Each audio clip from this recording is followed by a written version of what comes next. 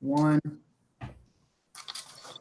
Live. All right. Well, good afternoon, everyone. I want to thank you for joining us for the Griffin-Spalding County Board of Education virtual fiscal year 21 budget work session.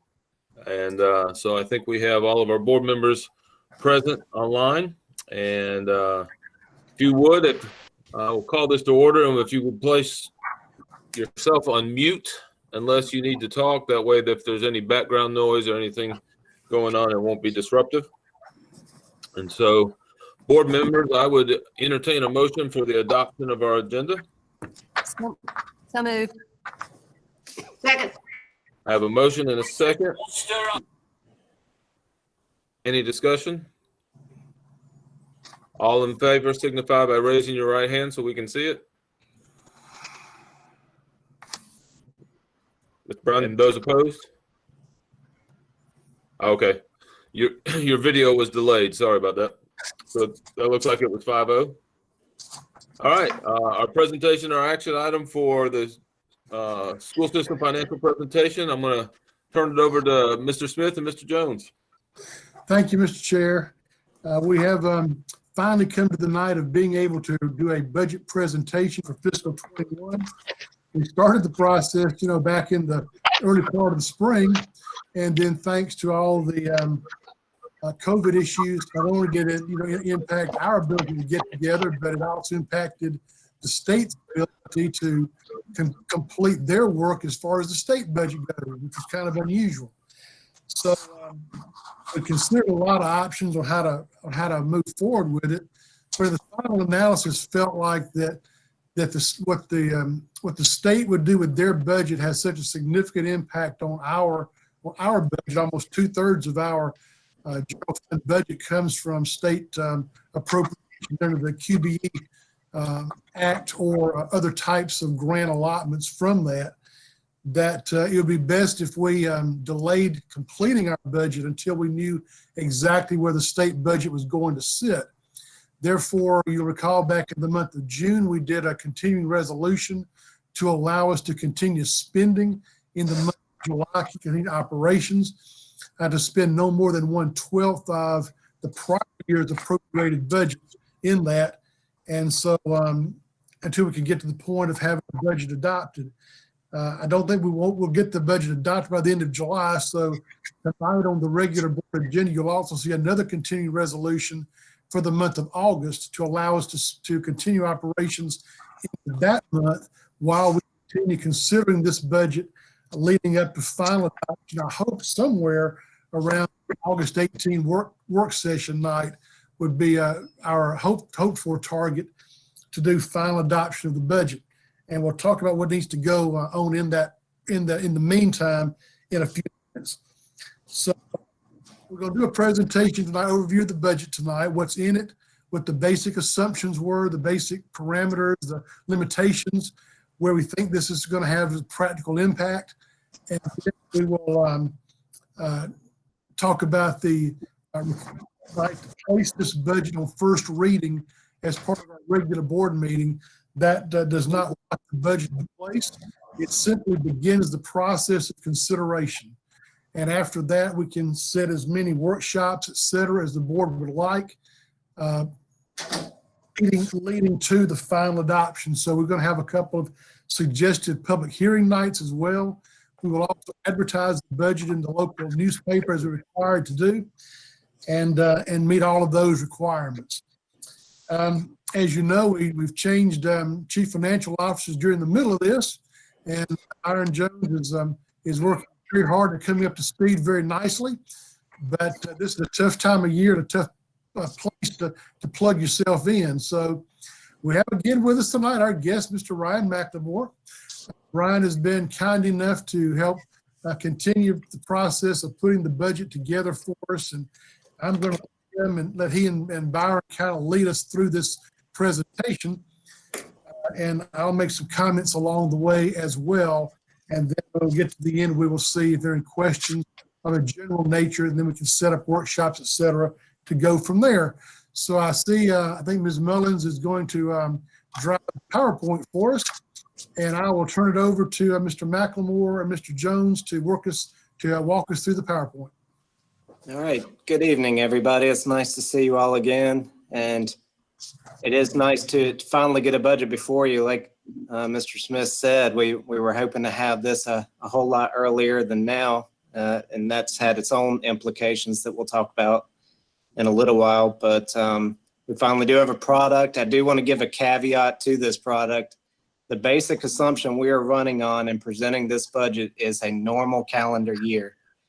For the most part, you can count on most of your expenditures being normal despite the configurations that the board ultimately chooses for running the upcoming year. The caveat to that being you could then be underspent in some areas and then lose revenue in other areas. And just like in the spring when we had to do a large transfer from our savings in the general fund over to help subsidize the nutrition fund, those are the kind of things that you want to be mindful of as we present this budget and talk about these numbers really as a starting point. And then as the year goes on and as you learn more about our situation and make other decisions, ultimately we can bring back amended budgets that will reflect those changes and how we plan on handling them. The other big statement, just to reiterate what Mr. Smith said, was that this is purely a workshop where we want to go through the information with you. Most of you have done this for many, many years,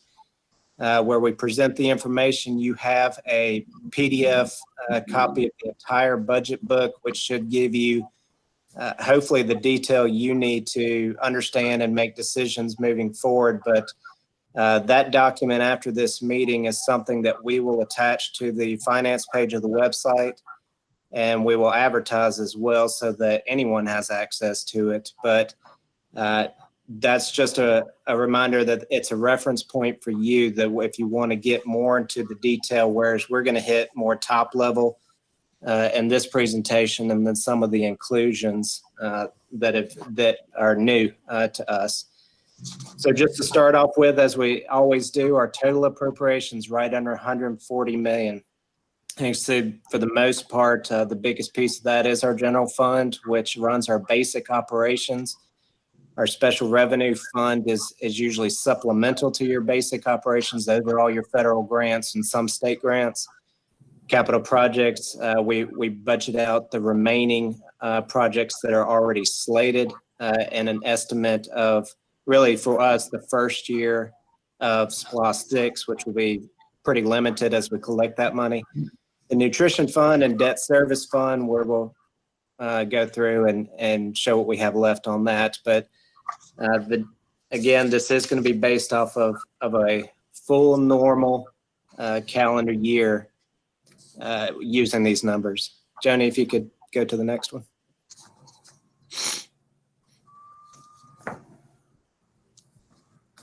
All right, this is just a breakdown of our state revenues. The biggest variable that we had to wait on was the state. We had a general estimate at the time when we were looking at this really in May, where they initially talked about the 14% cut. Then it got scaled back and ultimately was 10% cut to our QBE amounts.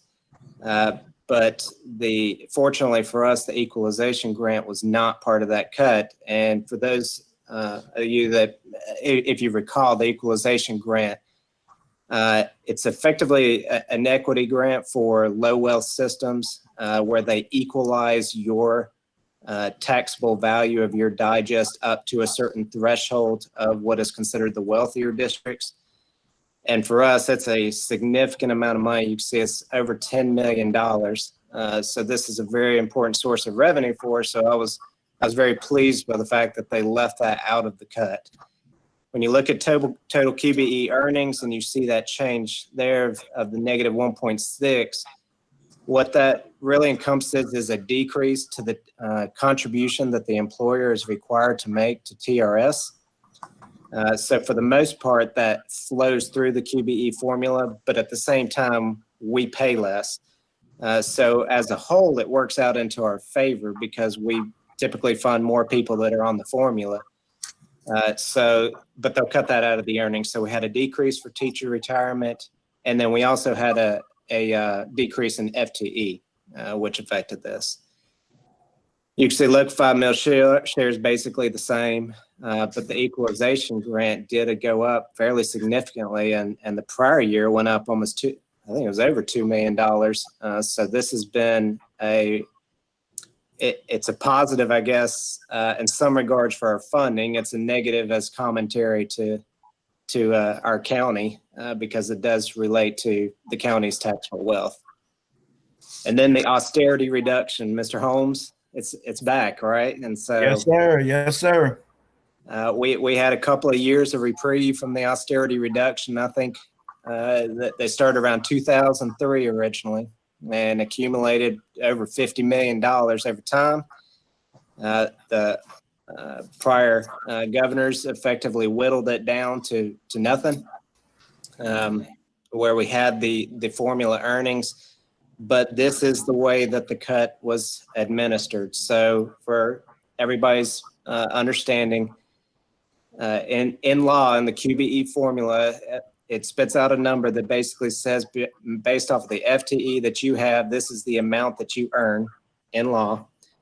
And the austerity reduction is a line item that is right below the output of that formula that just takes off an amount, in this case, equating to about 10%. For what the state can actually fund.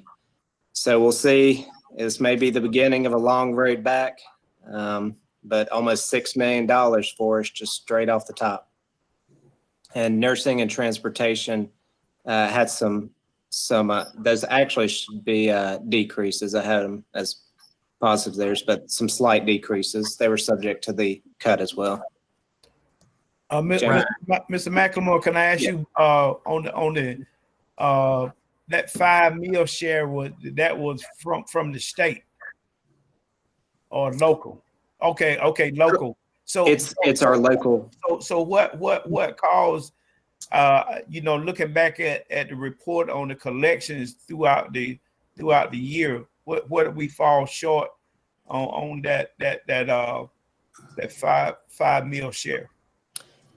Well, the local 5 mil shares equates to basically 5 effective mills of property tax for your county. And effective means that they take the sales ratio study where they determine whether or not you're undervalued or overvalued in a sampling of properties that have sold throughout the year compared to what they were on the digest for. So if your house was on the digest for 200,000 and it actually sold for 250,000, then the digest would be considered undervalued for that piece of that study. And so they raise that to equate to what would be 40% of the assessed values of your tax digest for everybody around the state based off of that study. So it's variable from year to year and little amounts depending on what actually sold in the year and your properties. Just that study itself can make changes here or there for what your 5 mils is worth. On the if you don't mind, on the nursing fund, I know we get a large percentage of that from the hospital authority. What was that where we fell short on that? I know $7,000 may not seem like a lot to most people, but when they get down to what the nurses actually have to use to do what they do, that to me that's significant. So where do we fall short on the nursing fund? Did that come from the hospital authority? This right here is purely state money. It's state money. Yeah, if you look at our allotment, it's called a categorical grant, right? Just like transportation, and it was part of the overall percentage cuts that the state did to everything. Okay. So all of this is basically from the cut that the state did. Yes. Okay. All right. Okay. And just as a point of reference, it's in the special revenue fund, the hospital authority grant, but that has decreased as well. So it's now around 275,000. So whereas we used to get about 350 at its height, but it's been kind of variable each year depending on which grants they fund and award. but that has decreased as well. Okay. Thank you, sir. Ryan, can you hear me? Yes. This is Byron. I just wanted to make a comment here, and the board may be aware of this, but the equalization grant, you may have educated them on this in the past, runs about 2 years in arrears. So there may be a catch-up effect on this in a year or two based on our millage rate. So I just wanted to point that out, even though it's higher this year, which helps us in this situation, that could be a factor in a year or two. And also the decrease in FTE, which I know there's a slide in a couple about that decrease in FTE, if we could, find a way for those children to be welcome, to know that they're welcome here, and whatever we can do to attract those more student count here will help us in that QBE count in the future. Because if that continues to go down, that would also affect QBE earnings. So 2 little factors I just wanted to point out that we may want to keep focused on in the subsequent years. Yeah, to add to that, we'll talk about, I guess, in the next slide or two, but you have to also factor in the millage rate that you actually levy. And so that equalization grant, while it's worked out really well for Griffin-Spalding for the past several years, you may hear the thunder behind me. There's thunder and lightning. While it's worked in our favor, because it's a finite pot split amongst the school districts, it can change quickly. And one, it just depends on who's actually in the pool for it to be split between. Whether if you have a large school district that was originally not in that top 25%, and now they are, now you're dividing the finite pot between a lot more students. But as Byron mentioned, our FTE count plays a role in that, but our millage rate also plays a role in that. And so when we continue to roll back our millage rate, we know that we're effectively receiving the same amount of money. That's the whole point of a rollback is you're foregoing the increase in revaluations in your tax digest. But it also affects the equalization grant because they are equalizing less of your mills that you have leveraged. So it hits us in multiple places when we change our millage rate. So all that to be said, that one it's an important one to focus on because while it's helping us right now, as Byron mentioned, there's a delay and there's some factors not working in our favor in that delay. It really hurt in the next year or two when those factors start catching up to us.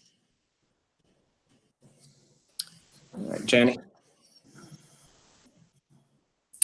All right, and here's the projected millage. So we did build the budget off of maintaining the same millage rate, 17.077. And just for the public's understanding, the board has approved the rollback millage rate now for a number of years, at least 5, if not more, to where our millage rate went from, I believe the height was 19.64, and it's 19.64 or 19.54, and has now gone down to 17.077. So it's been incremental until last year where we almost decreased an entire mill. But this budget is using the same millage rate as an assumption. Again, based off of the actual tax digest that we'll get hopefully pretty soon, and where we'll be able to see what the revaluations were as well as new growth. The board will ultimately have to determine if they want to accept the rollback rate once again, and as I mentioned before, forego any additional property taxes that are based off of those revaluations, or if we're going to use the rollback. The ad valorem tax, title ad valorem tax, just as a refresher, it's similar to a sales tax on motor vehicles. It's not a sales tax, but it's similar to that. You can think of it in that manner. That has been very strong for us. The state approved legislation last year that went into effect in July of 19 that changed the distribution rate of that money to really benefit local governments, but particularly school systems. And we were the beneficiary of that. Before we hit this whole COVID crisis, we were well ahead on our collections. We had equated the prior year collections by the time we hit March, and we still had 3 collections remaining. So we want to be conservative in building the budget again. So what we did is we basically used revenue collections through March to equate to our total FY21's collections in this budget. So it equates to almost not having title ad valorem tax for 3 months. You're averaging that in for the entire year, but that's what it equates to. So hopefully, we've still been receiving title ad valorem tax. It has decreased as we would expect, but it's not zero. And so we're hoping that will be a good conservative estimate for us in here. Let me also add something, Ryan, on this. We talked about the millage rate, and we just used the same rate on the same digest value for this purpose, which was no increase basically in property tax.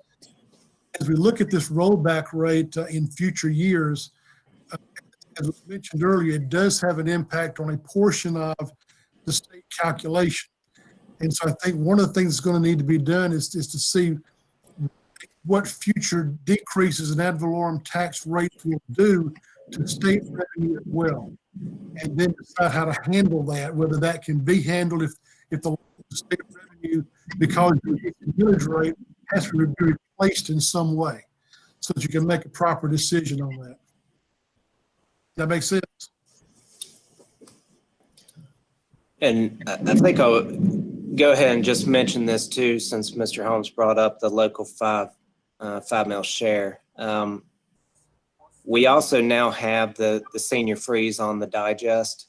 And so when this is calculated, you'll see the exemptions that relate to that if properties are revalued in any given year. So if there's a group of properties that are owned by 65 and older and they are revalued and they technically on the books increase by some amount, that becomes an exemption for our property tax purposes.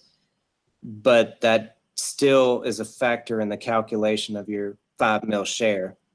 And so I believe for the purposes of your 5 mil share calculation, they assume that we have those values, that we're able to tax on those values. Prior year wasn't really much of an issue because it was the first year. And so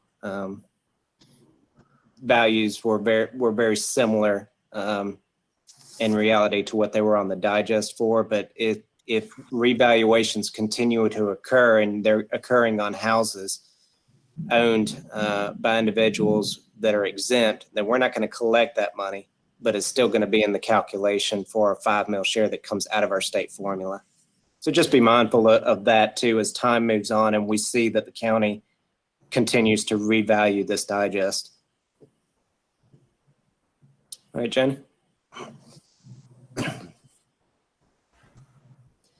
This is just showing the change in our FTE accounts. Ultimately, we all know that our FTE stays in the same general range for many years, but you can see where we had a period of increase and now a period of decline with our last count. So it has gone from 9917 to 9780 for the purposes of the calculation for the QBE formula.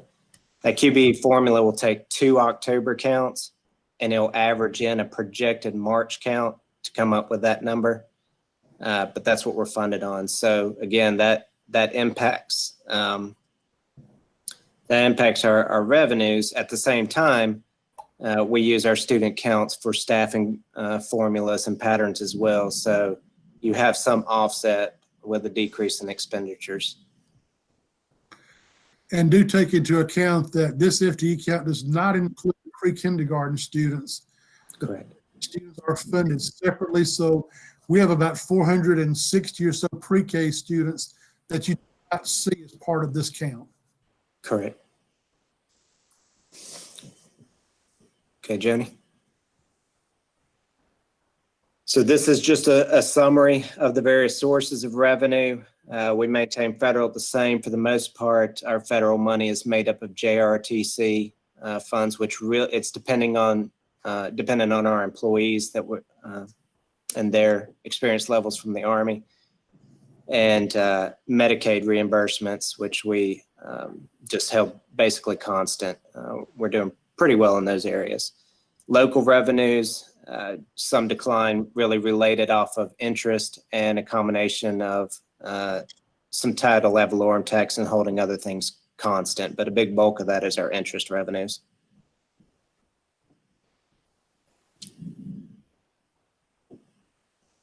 On the expenditure side for items that are included, so again, we assumed a normal year when we look at this. So 175-day school year for students and 190-day year for teachers. So as we define that calendar and look at the trade-offs involved with that, you never have wholesale decreases of expenditures related to less days if you still plan on paying everybody the same, but you have implications elsewhere where you can ultimately use savings from some configuration of your calendar. We also include a longevity step for all eligible employees. So I believe, as most of you know, we're required to get the step by law for all of our certified employees that are on the teacher salary scale. This board has traditionally held it the same for all employees, tried to do the same thing. This is one question we did want to pose with the board because of the timing of the budget. Typically, when we do this, you have 10, 11, and 12-month employees. And so right now, July would have the start of a new year for our 12-month employees, which include our custodians, maintenance workers, administrators, clerical staff. And so with the timing of this budget presentation, one thing we did want to get a feel from the board is if they would allow us to ultimately do the step in July for 12-month employees. Otherwise, it's a budget item. If we waited until budget approval, it wouldn't go into effect until August when the board finally adopts the budget. Or again, it's an item for a portion of the staff that can be excluded as well. But our request is to plan on doing the longevity step for anybody that's on the scale that can have the step, and to be able to start 12-month employees in July, it would be something that we'd be requesting as a consensus item. And you have already calculated that figure in, correct? Correct. It was included. We did this back in April, May. It was already included in. And again, we got to do it for the certified. That will actually, since they're 10-month employees, that would take into effect or go into effect in September. And we have a few classifications of employees that are rolled up as 11-month employees in August. But the majority are 12-month or 10-month. Mr. McElroy, can I ask you a question? Sure. Really two. With the cuts coming from the state and with the present situation that we're facing with the pandemic, has there been a discussion of the days for students to be in attendance, and plus can we even apply for a waiver? Because some people can't even finance the number of days. So and then you got cuts coming from the state. What is it? Can you give us an update on any conversation, if there has been any, on those days, the fluctuation of those days? Mr. Holmes, if you allow me to answer that, I'll jump in here. The discussion of student days is one that we're going to be bringing up in part of the board meeting itself as one of the implications of the September 8th start date. Okay. When we put out the August 12th date, our basic student year had been 175 days for students because we had taken 5 days and turned those into professional learning days across the district. When we moved back to the September 12th date as part of option 1 a couple of weeks ago, that took 5 more days down to 170, but we could handle that. Moving to September 8th, removed an additional 23 days. we're really down to right now with the September 8th start date. It's a 152-day student year unless the board changes the calendar. And tonight, as part of the implications we'll talk about in option 1, September 8th, the length of the school year is one of those things we'll talk about in terms of just the number of days and how much you can get done in those days, but also trying to find a way to equalize the semesters, et cetera. But this budget was built on the 175 because it really, we weren't building in any furloughs to anybody as part of this budget. Okay. Everybody's work year pay was being impacted by this budget. So the 175, 152 didn't really matter from that regard. It really has more to do with making sure you've got enough work days for staff to meet their contractual obligations. And teachers 190 days, others, whatever particular contract or work year is. So if we were looking tonight to get a consensus of the board to do this longevity step roll up, in order to be able to pass that on in the proper sequence of 12 month in July, 11 month in August, 10 month in September. Okay. Thank you, sir. Okay, well, I'll go on with it, and then we could circle back around to getting the board member thoughts. But we do still have our employer contribution for our PSERS eligible employees. So for those that do not receive TRS, the board instituted a 3% amount basically that will go into a defined contribution plan for all of our do not have TRSs, primarily your nutrition workers, bus drivers, custodians. Health insurance remained flat. They did not change that. And then I mentioned that TRS had a decrease from the 21% to the 19%. And that decrease was determined before all of these external issues happened. I was expecting to see a rather large increase the year after, but they've already sent out a rate that's right around 20%, so it was not significant. But again, when they decrease TRS, that's a fairly significant cost for us. So we actually save more than they take out of our QBE formula. So that's actually positive for us. Joni? Position changes, I mentioned that our FTE did decline, and so that ultimately affects our formulas. We have a allotment formula pretty much for all staff members at the school level. So with the decrease in the FTE, it ultimately resulted system-wide in a decrease of 3 teachers based off of that formula. It's the same formula that we put in place based off of the recommendations of the curriculum audit to have equity factors included. But at the same time, we're also increasing the number of special ed teachers based off of the actual students, where they are, and their IEPs. So you have a little bit of an offset in total teaching staff there, but it's rather the grand scheme of the 700 teachers we've got. And then the only real inclusions that are not formula-based that are additional requests really were around what we've been experiencing the last few months. And we know that the board had had conversations even prior to the pandemic around counselors, mental health, but we felt like, particularly in this time of volatility and just the nature of what students are having to face right now, we looked at including in this budget 3 mental health clinicians.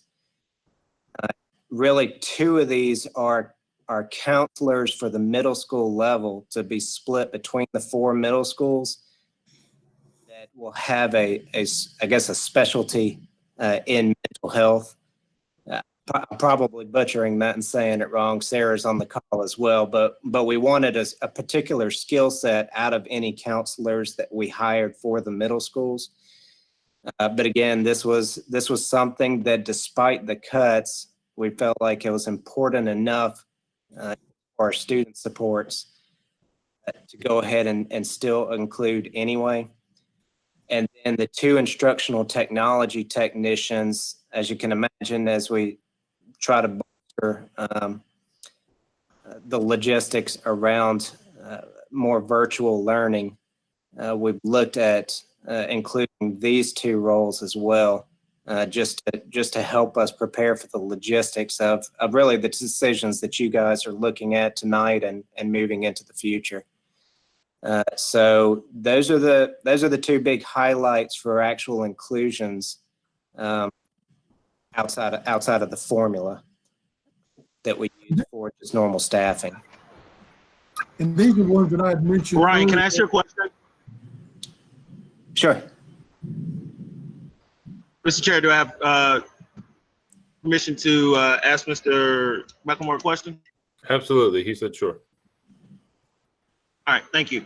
Mr. McLemore, number one, it's really good to see you on the line and see you presenting to everybody.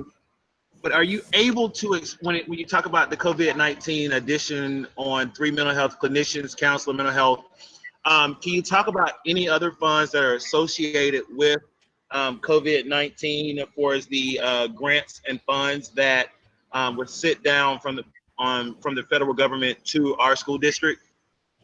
Sure. So the main one that is new to us, and Mr. Brown, it predates you on this board, but not significantly, where we used to have from the state what was called Stabilization Funds. And so when we went through the recession last time, and I believe it was around 2010, the state had a significant austerity reduction. And similar to that, the federal government at that time sent stabilization money to us. And we talked a little bit about this, I think, in May, but they effectively adjusted what their austerity reduction was as a minus to our formula, and then plugged in these stabilization funds as a positive right on the same earnings sheet. So what it did was it sent the grants that were going to individual school districts to the state. So we have received from the CARES Act, originally it was 3.4 million, and that was the number we had working in this grant, in this budget presentation, but it's actually been increased a little bit, and I hope I'm not saying the wrong number, but it's a little less than 300,000 more, which is not factored into this budget right now. So that's a positive that we've received since the development of this.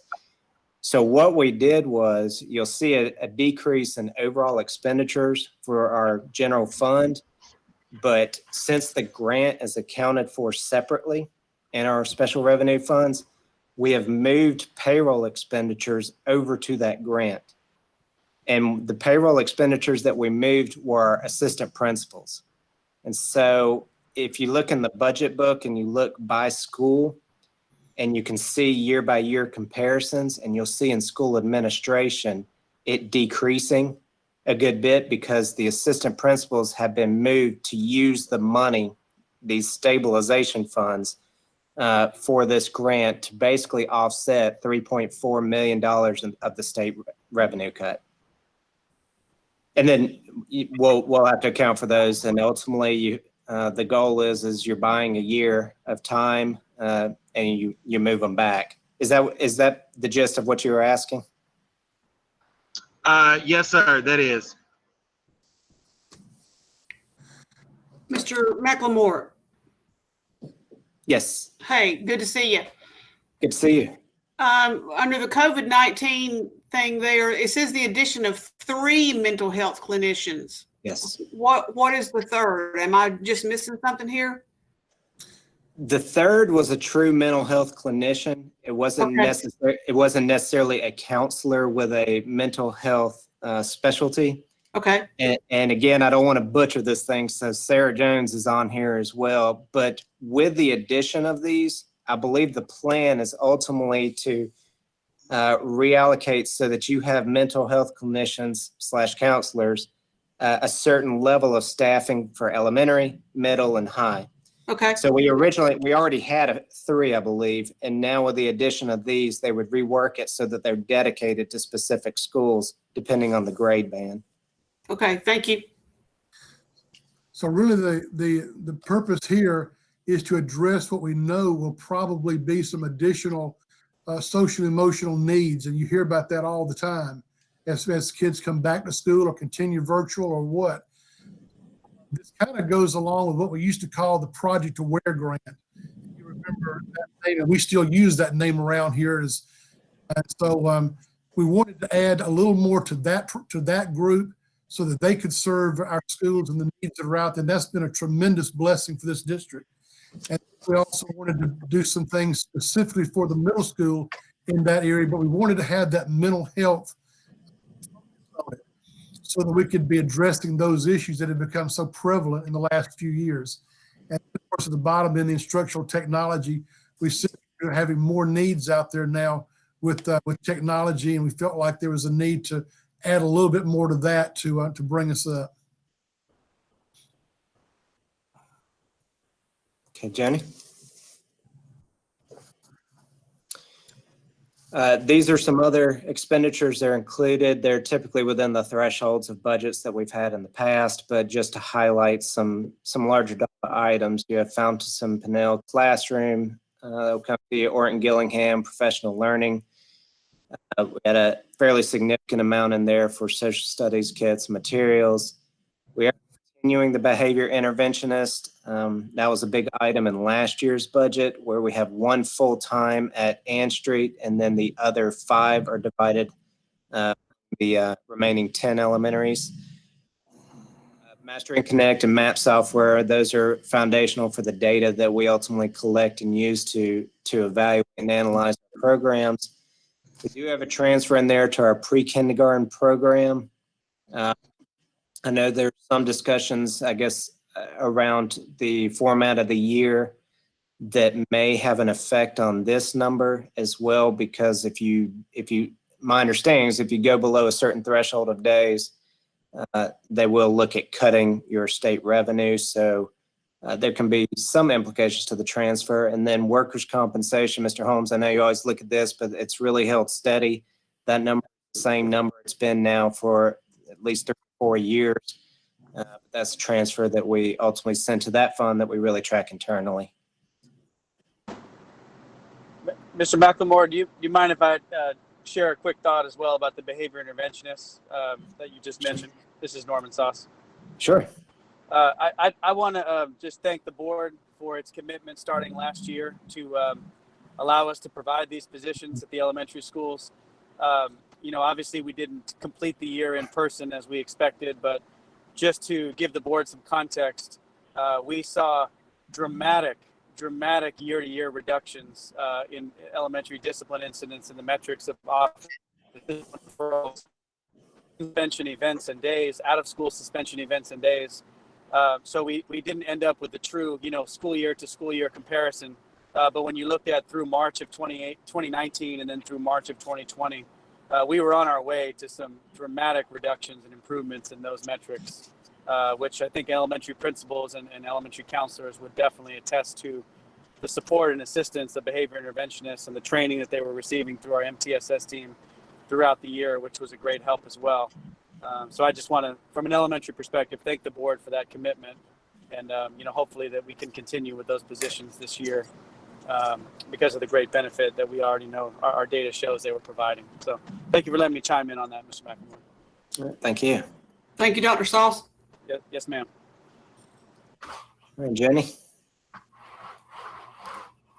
So overall, this is the picture of our general fund. We are looking at using just over $2.5 million of our reserves. As you may remember, some of our initial discussions were actually looking at closer to $4.5 million, with the plan being that what we were underspent last year, we would roll over. It'd be an increase to our fund balance that we would then use in FY21. We're closing the books right now. Byron's working hard. He's definitely in a good time as you have to close out the year and get ready for the audit. But those numbers are tracking well. I believe they'll be above $2 million, which was our target. So the budget that we presented before you is targeting that amount, but I think that your ending fund balance will actually be better than that. So again, we're trying to use most of the savings from the prior year that we had to really give this board and staff time to prepare over the next year for the implications moving beyond FY21. Again, with this budget, we were not looking at any furloughs. We're looking at doing the longevity steps. We're even looking at adding some supports for our students. And fortunately, we have that financial stability to be able to do that and buy that time. And let me add this, Ryan. That was a good summary of it. The putting out here is very much the program we have been having with a few modifications that were mentioned. The $2.5 million that shows up on this slide, of course, is you've got to keep in mind that we've also moved another about $3.5 million expenditures from the general fund to the special revenue fund, and we use CARES money to cover that. So the overall real deficit that we had to face this year is going to be closer to $6 million or more. And that's really what it is. And of course, we know that the federal CARES money will probably not return again. So that will be a gap that will have to be looked at going into the fiscal 22 budget. Then we'll have to see what happens with state revenues on the rest of the gap. But I'm very thankful that we have enough financial stability that we did not have to take some of the actions that people were talking about in terms of layoffs and furloughs, those kinds of things. But we're able to continue with not impacting our staff, but we are giving ourselves time to make some changes for the future. That's great news. Ryan, I just wanted to make one comment. Being here almost 2 months and just looking at the data of what you're presenting, I want to just say that I'm very complimentary of you and Mr. Smith and this board, because of 16.2 million projected ending fund balance is still about 17%, and you know the best practice on the state's 15%. We would have been 20% without with the CARES money, for example, with the reduction in the reserve. So that's and on top of that, the board has conservatively rolled back taxes for many years. You don't see that in a lot of counties. So I mean, that's something to really be proud of, for all of those factors working together, and we're still sitting here at 17%. Mr. Jones, let me correct you. That's the CT Collier fund balance. He doesn't know that history, Mr. Holmes. He don't know that history, Ryan. You need to explain it. Yeah, I haven't heard that one before. He's named and designated our fund balance after a prior board member whose focus was the fund balance. All right, Jenny. School nutrition services, again, I think we're all aware of the ripple effect of any kind of school decision, opening decision, day related decision.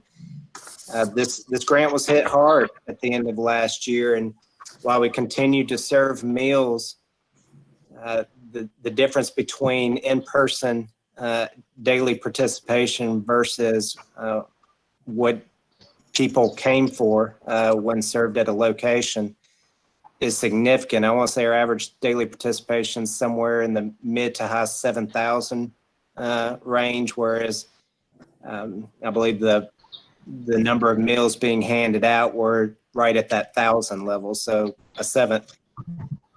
So as the board goes into these discussions about what the actual year will look like, we know this fund can get impacted quickly. And last year we transferred a little over $600,000 to subsidize this fund.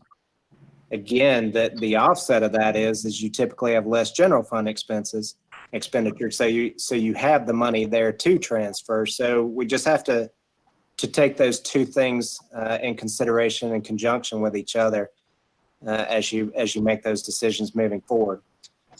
Just like the general fund, we presented a budget for our school nutrition fund that assumed a normal in-person school year. It's a starting point, but we also set an expectation that they would also use in that fund their fund balance as well. Because the fund balance for the nutrition fund has accumulated to about 20%, similar to the general fund. And so as the general fund is using its reserves, we also plan on the nutrition fund to do that. We've pegged the amount $435,000. But again, based off of the actual participation and day count that they have to serve meals, that can change pretty quickly. You want a little bit of drama in me? I'm sorry, did I hear a question? Okay. I think that was some background noise. Okay.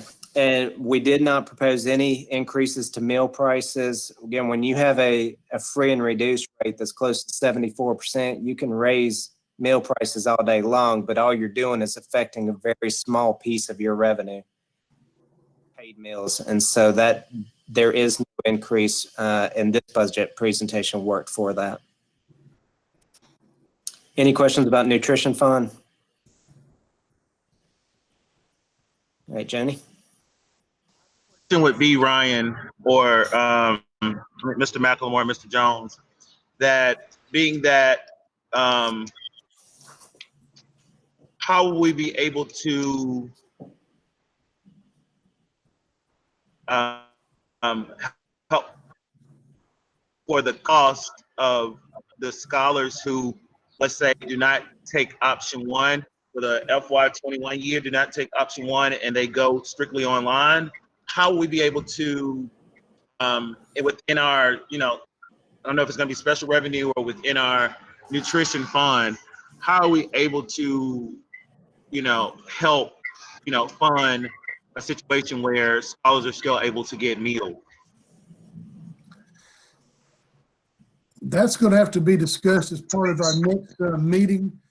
And any waivers that we have, but right now we're not aware of a waiver that we're going to be able to use past that time. I believe I'm correct on that, Dr. Kennedy. Is that correct? I believe that's correct. Mr. Aiken? Yes, that is correct. I know Mr. Robert Wheeler, our new nutrition director, did receive some additional information regarding the nutrition guidelines, but with the in-person remote, prior to that information, that was correct. We did not have the waiver that supported that in our range to be able to use at that time. But we can speak to that. In other words, I guess that's something that we can have more conversation about at the 6 o'clock meeting, or should we table that for another opportunity? Yes, we can have Mr. Wheeler speak to that from his nutrition discussions he's had with the state during the 6 o'clock. Okay, all right. Thank you so much. Yes, there have been some updates, Mr. Brown, and this Anthony Akins. There have been some updates. I can't hear you. Say that again, Mr. Akins. I'm sorry. There have been some updates. I was speaking with Mr. Wheeler today, and he will be a part of the next meeting, so we can get an update from him on those waivers. Okay. All right. Thank you. Because I mean, I'm just as I'm looking at the budget, and then also, where does I see that, as it relates to the special revenue fund and the allotment of the initial budgets, but where does, as far as the dollar amount, and I don't know if this was in a previous slide, where does pre-K fall with this? I'm sorry, I missed part of that. Could you repeat the last part? So I understand that we adopt initial budgets, and we have allotments coming in for fiscal year 21. And I was talking this morning with Ashley McLemore, and she was talking about Title I, Title II, Title III, Title IV, and all this other thing. I just want to know, as it relates to our overall budget for Griffin-Spalding schools, how much of that budget is made up from pre-K? Ryan, do you want to speak to that, or Mr. Smith? So if you're basically asking what is the budget for pre-K, which is located in our special revenue funds, it's right over $2 million. Actually, Ryan, just for clarification, information we got from the state for our grant for this year, it's 1.927 million for this Okay. upcoming Yeah, so- upcoming fiscal 21. 1.927 million. Yeah, and the general fund subsidizes an additional about 170,000 plus. There So we the go. actual level of expenditures that we have in that grant, because the grant money doesn't pay for the whole program, is just over $2 million. Okay, all right, thank you. And I guess Okay. for at 6 o'clock, I would definitely like, because I've had a lot of questions and comments, concerns about the start date and all that as it relates to pre-K. So I would love for Dr. Sauce to kind of touch on that as well at 6 o'clock. That won't be a problem, Mr. Brown. Also, Dr. Bearden will be joining us at 6 o'clock. We've had numerous conversations with our Bright from the Start coordinator, so we can certainly address whatever questions you might have. All right, thank you so much. Thank you, Mr. Chair. Okay, Jenny? SPLOST 5, we still have one collection to receive for SPLOST 5, but contrary to what you would think, these last couple of months have been some of our highest collections. I think we had one check, the last check went over $900,000. So while the economy as a whole is suffering, the actual amount of activity that generates sales tax for us is still doing well. So one more collection with that, and we'll probably end up being close to $4 million ahead on SPLOST 5, which will then go into some of the conversations around how you use that. Part of what we were doing in the uncertain time was moving some of the planned projects that could be moved for SPLOST 6, such as your technology and buses, to SPLOST 5 to take some of the burden off of SPLOST 6. But I also know there'll be other communications around capital projects as the year moves along. But overall, SPLOST 5 did extremely well for us as a system. And SPLOST 6 will receive our first collection in August for the retail month of July. What is in the budget is basically using the assumption that we used when we ran the campaign and basically developed this whole thing. Again, if you base it off the past couple of months, that's a conservative assumption. It's just that uncertainty that we left it there just to equal what we've used before when we did our projections. But that will start soon. Joni? And we have our final debt service payment. It's always nice to pay off all your debt. So we have that, and because SPLOST 5 was so successful, we easily have this covered. This final payment will go out for the October 1st payment, and then Griffin-Spalding will have no debt. Jenny? As I mentioned at the very beginning, capital projects is really just a projection of remaining budgets for projects in the various SPLOST. When you look at SPLOST 3 and 4, we really do not have a lot left when it comes to projects. SPLOST 5, the main ones are still continuing this past now at the summer on AZ Kelsey, the work done there, as well as GRCCA's aviation program. And then ultimately, some decisions will need to be made around buses and technology that will come out of that. And then SPLOST 6, really the only items that we have were technology related and safety equipment related. One, the safety security equipment was to piggyback on money we were receiving from a state grant. And as I mentioned, technology is really a split, which is particularly important right now as we try to get in this virtual environment and get get to the one-to-one solution. SPLOST 6, as a reminder, is pay as you go. So we need time to actually accumulate those checks before we start doing the larger renovation projects, which are really slated for FY22. I believe Spalding High was the first one on that project list. Joni? Mr. McLemore, on that the Taylor Street Central Office, it's been a while since we kind of addressed that. Is that the renovations that we saw and talked about, earlier, like last year? Yes, so it includes the renovations. I think initially there was a plan that was ultimately submitted, but it well exceeded the actual amount that we had.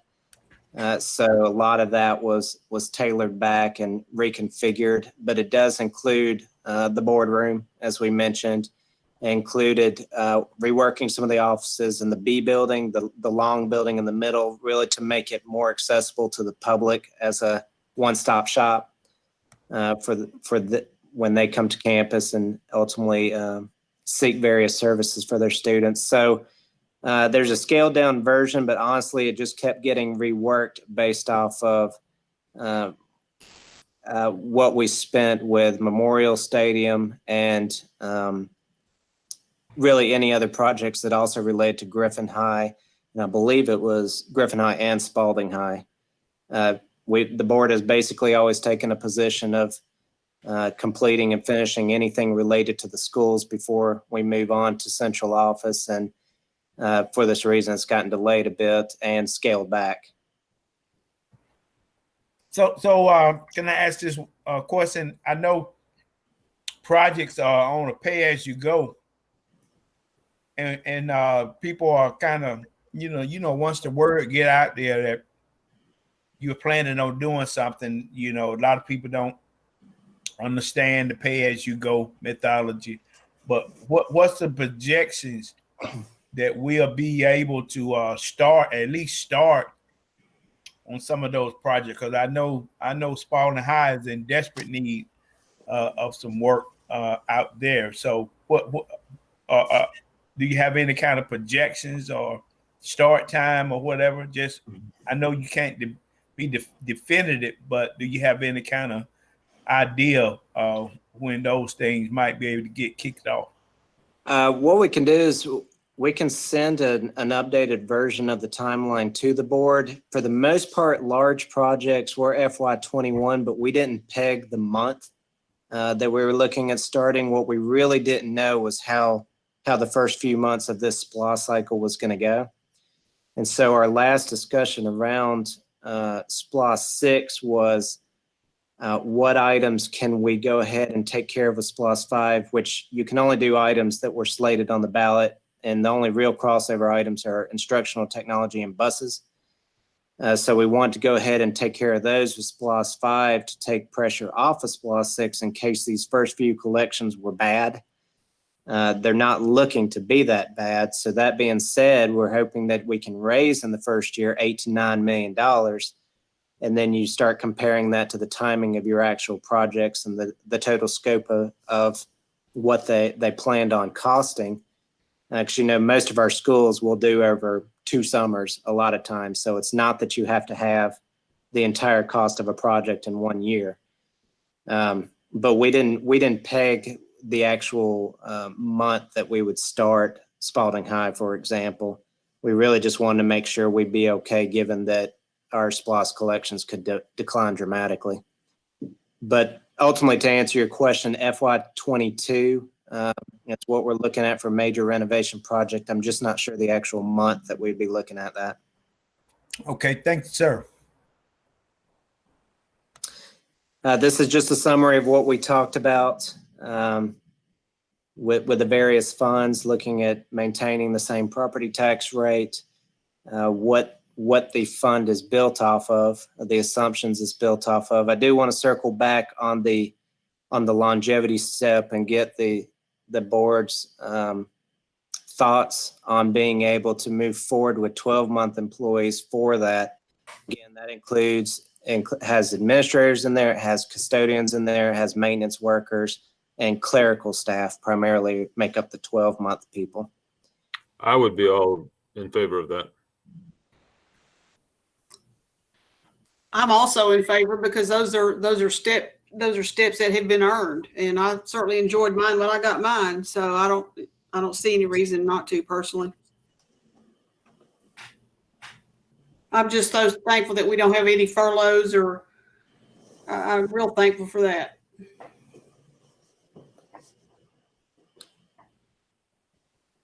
Mr. Holmes or Mr. Brown and Ms. Cook, I'm in favor also. Okay. Yeah, I'm fine with it, Mr. McLemore.